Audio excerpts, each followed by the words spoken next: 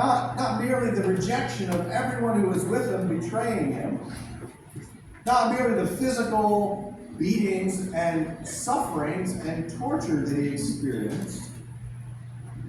But above all else, this spiritual, relational component that he allowed himself to suffer in a brokenness in his relationship with the Father.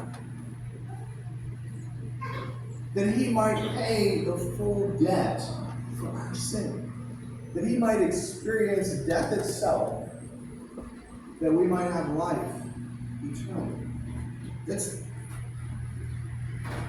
the ultimate redemptive act of death. That God says, I can introduce death into this world to get your attention and keep you focused, at least periodically, because I'm going to solve the problem of death myself by experiencing death one time to set you free for eternity.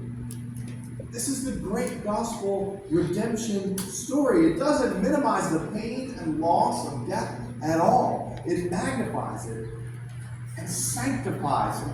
For God himself entered through it in the person and work of Jesus Christ, the God-man. That we